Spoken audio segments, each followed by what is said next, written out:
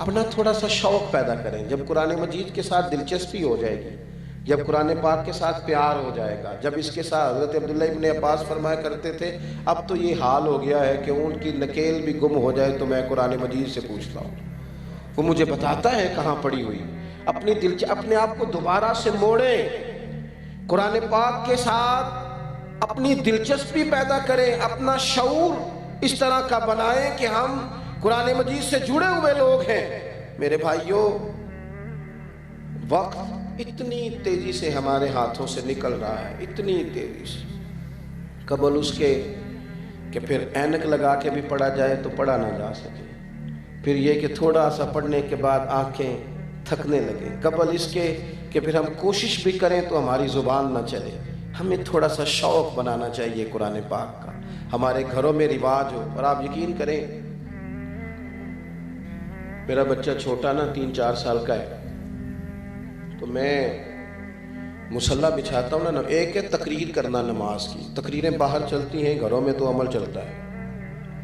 گھر میں تقریر نہیں چلتی، گھر میں ان کو پتہ ہو، گھر میں بندہ اصل کیفیت میں ہوتا ہے، وہاں پتہ ہوتا ہے سب کو کہ یہ نمازی ہے کہ بے نمازی ہے، وہاں پتہ ہوتا ہے سچ بولتا ہے جھوٹ بولتا ہے. گھر کے اندر کیا کیفیت ہے. ہمارے بچے کیوں کر نیک ہوں گے؟ ہماری تقریروں سے ہوں گے. وہ اگر ہمیں سچ بولتا دیکھیں گے تو سچ بولیں گے. اگر ہمیں دیکھو، کبھی کسی باپ نے مجبوری سے کہا تھا اپنے پتر کو کہ بیٹا باہر کہہ دو کہ میں گھر میں نہیں. ہو سکتا ہے کوئی بڑی مجبوری ہو، لیکن اگر ایک دفعہ آپ نے جھوٹ بولنے کا اسے کہہ دیا نا، ایک دفعہ، تو پھر ساری زندگی روئیں گے کہ بیٹا میرے ساتھ تو سچ بولا کر، اور تیری مہربانی مجھے سچ بتایا کر. لیکن پھر وہ قابو نہیں آئے. میں مصلی بچھاتا ہوں تو بچے کو پتہ نہیں ابھی نماز کیا ہوتی ہے، تو وہ ساتھ آ کے کھڑا ہو جاتا ہے، سجدہ کرنے کی بجائے لیٹ جاتا ہے. اس کی دلچسپی ہوتی ہے، اس کی اماں قرآن مجید کھولتی ہے تو وہ سپارہ لے کے اس کے پاس بیٹھ جاتا ہے. ہمیں نا حضور نے فرمایا تھا اپنے گھروں کو قبرستان نہ بنانا، کچھ نماز کچھ نوافل گھر میں بھی ادا کرنا. ہم اگر یہ شور تو بڑا ہے کہ بچے موبائل دیکھتے ہیں، بچے موبائل دیکھتے ہیں، مجھے کہہ لینے دو، بڑے بھی بڑا ہی دیکھتے ہیں، بڑا ہی دیکھتے ہیں. اگر بیٹے کی گردن جھکی ہوئی ہے موبائل پہ تو والد صاحب کی بھی جھکی ہوئی ہے. وہ بھی کہہ رہے ہیں ذرا مجھے کھول کے دینا، فلاں نے کیا بھیجا تھا. خدا را کچھ سمجھے چیزوں کو.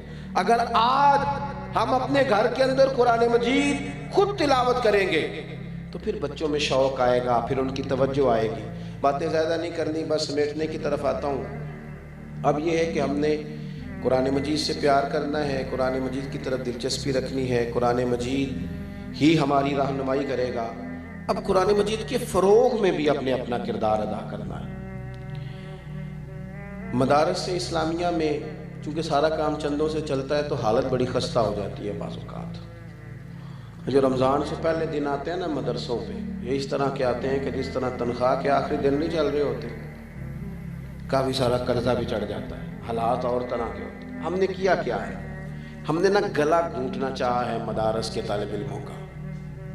میں نے اپنے مدرسے میں زور دیا ہے اس بات پہ کہ ان کو 15 دن کے بعد نا برگر بھی کھلاؤ، فاسٹ فوڈ بھی کھلاؤ کبھی کبھی نا ان کو طالب علموں کو. کیوں بھلا؟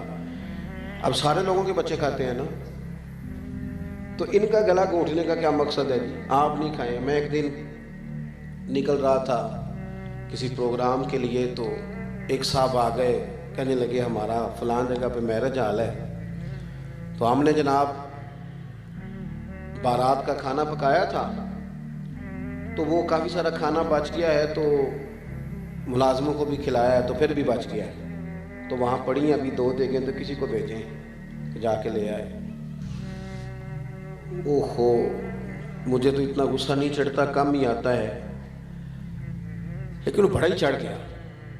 میں انہوں آکھیا میں کیا اگوں اتنے اگے پیچھے نظر نہ آئی ساڑھے مدرسے میں. تیرا خیال یہ ہے کہ جو کھانا فل بچ گیا کوئی نہیں کھایا وہ ہمارے بچے کھائیں گے؟ میں کیا تو انج دی روٹی تکی نہیں جنج دی مولویاں کئی باری کھا لی. کیا سانو تخت ہزارے دی لوڑ کیے نالے کی لگے شہر بمبول دے نال اسی اپنی بال کے سیکنے ہاں. سانو کی لگے کسی اور دے نال.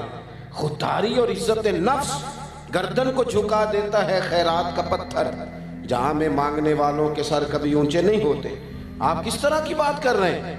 کہ یہ جو طلباء ہیں ان کو آپ وہ والا. میرے عزیزو، جب آپ نے انہیں یہ اعزاز دیا ہے کہ یہ دین کے طلباء ہیں تو پھر ان کے ساتھ اس طرح کا سلوک کیوں اعلان کرنا پڑے، کیوں کہنا پڑے، کیوں بار بار اس بات کا اظہار کرنا پڑے کہ مدارس کے ساتھ تعاون کرو؟ ہمیں قرآن مجید کے فروغ میں خود سے حصہ لینا چاہیے، آگے بڑھنا چاہیے، دامے درمے قدمے سکھنے، اور پھر باقاعدہ مدارس میں آنا چاہیے. میں کہا کرتا ہوں کہ جو بڑے لوگ ہیں نا ان کو بھی مدارس میں آنا چاہیے، آ کر بیٹھنا چاہیے، اساتذہ کے پاس بیٹھنا چاہیے. یہ علماء کی صحبت، اس کا اجر جو قیامت کے دن ہوگا وہ دیکھنے والا ہوگا. اور اعلیٰ حضرت رحمت اللہ علیہ سے جب کسی نے پوچھا کہ عالم کس طرح سے علم حاصل کرتا ہے کوئی طالب علم، تو اعلیٰ حضرت فرمانے لگے کہ کتب بینی سے بھی علم آتا ہے، پر سب سے زیادہ صحبت علماء سے آتا ہے. صحبت علماء سے آپ ان کی باتیں سنتے رہیں، ان کے پاس بیٹھے رہیں تو اس سے بہت سارے بہترین نتائج برآمد ہوتے ہیں. تو اپنی زندگی کے اندر تھوڑی سی اس بات پر توجہ دیں کہ کچھ نہ کچھ ہم آگے بڑھیں اور کچھ کام کریں. ایک تو جو ذہین بچہ ہو، قابل بچہ ہو، لائق فائق بچہ ہو، اس کو لائے مدرسے میں داخل کرائیں، اور پھر یہ کہ اس کی پوری سرپرستی کریں، اس کی رپورٹ دیکھیں، اس کا آنا جانا دیکھیں، اس کی سوچ کو دیکھیں، اس کے اساتذہ کے ساتھ باقاعدہ گفتگو میں رہیں، مدارس اسلامیہ کی مضبوطی میں کردار ادا کریں. بات ختم کرتا ہوں. محمود غزنوی کہتے ہیں میں رات کو گشت پہ تھا، سفر کر رہا تھا. بہت سارے لوگ ایسے ہوتے ہیں جن کے حاشیہ خیال میں کچھ سوال چبھنے لگتے ہیں، اور سوال کوئی ایسا ہونا تو وہ پوچھ لینا چاہیے، تسلی کرنی چاہیے اپنی. کچھ لوگ ایسے ہوتے ہیں جو سوالات کے جوابات تلاش نہیں کرتے، تو پھر آہستہ آہستہ وہ اتنے ڈبل مائنڈڈ ہونے لگ جاتے ہیں کہ کوئی کسی چیز پر بھی ان کو تسلی نہیں رہتی. محمود غزنوی کہتے ہیں 3 سوال بڑے پریشان کرتے تھے. ایک تو ذہن میں یہ خیال آتا تھا کہ میں واقعی صدق الدین کا بیٹا ہوں، اور دوسرا خیال یہ آتا تھا کہ معاذ اللہ ثم معاذ اللہ نقل کفر نہ باشد، قیامت واقعی قائم ہوگی. اور تیسرا میں دیکھتا تھا کہ یار یہ مولوی ان کو روٹی کوئی کھلاتا ہے اور رہنے کو جگہ کوئی دیتا ہے، اور اتنی بڑی بات، اتنی بڑی حدیث سناتے ہیں کہ علماء انبیاء کے وارث ہیں. یہ وارث ہیں انبیاء کے. ظاہری حالات کے مطابق کہتے ہیں 3 باتیں بڑی کھٹکتی تھی طبیعت میں، پریشان کرتی. ایک دن میں گشت پہ تھا، رات کا ٹائم تھا. ایک طالب علم کو میں نے دیکھا وہ کہیں بیٹھ کر سبق یاد کر رہا ہے. ایک ہندو بنیے کی دکان تھی کھتری کی، اس کے اندر لالٹین جل رہی تھی.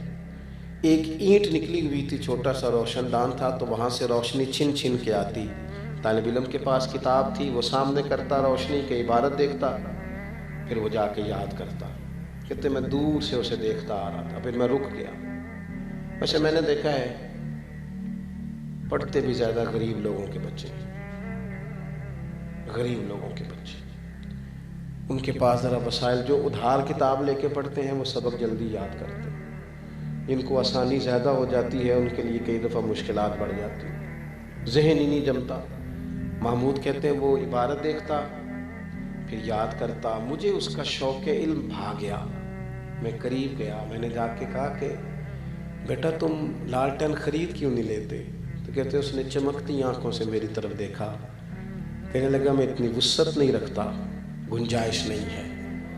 اور پھر وہ تیزی سے قدم بڑھا کے آگے جانے لگا. تو میں نے بازو تھام کے کہا بیٹا اگر تم اجازت دو تو ایک لالٹین کا بندوبست میں کرتا ہوں، ان 2 لوگوں کی ذمہ لگاتا ہوں، جب تیل ختم ہوگا تمہیں تیل پہنچائیں گے. کہتے اس نے حامی بھی بھری اور بہت زیادہ نہیں، ہلکے لفظوں میں جزاک اللہ کا. طالب علم رخصت ہو گیا. محمود کہتے ہیں پہلے بھی میں سویا کرتا تھا، پر جتنی اچھی نیند آ جائی نا، عشاء پڑھ کے میں جیسے ہی لیٹا، اتنی خوبصورت نیند، اتنا دل کو سکون.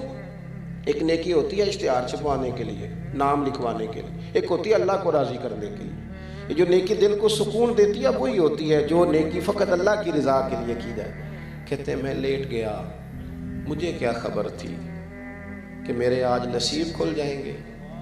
چر ہویا مینوں ترلے لیندیاں، کدی موڑ میرے ولواگاں، خواب میری وچ ایک وار جے آویں میں ساری عمر نہ جاگاں. کہتے ہیں میں نے عجیب منظر دیکھا کہ پورا میرا کمرہ روشن، خوشبوئیں پھیلنے لگی. نظر اٹھی تو سامنے بدوہا کا چہرہ موجود ہے. کہتے ہیں محبوب کریم علیہ السلام نے نا، سنیں جی اللہ جزا دے، ذرا سنیے، فرماتے ہیں کہ نبی کریم علیہ السلام نے نا زیادہ حضور افصح العرب، تھوڑے جملوں میں بڑی بڑی باتیں فرما دیتے ہیں. کہتے ہیں محبوب نے ایک جملہ کہا اور میرے تینوں سوالوں کے جواب دیے. محبوب فرمانے لگے، او سبکتگین کے بیٹے، آج تو نے میرے ایک وارث کی خدمت کی ہے، میں قیامت میں تیری سفارش کروں گا.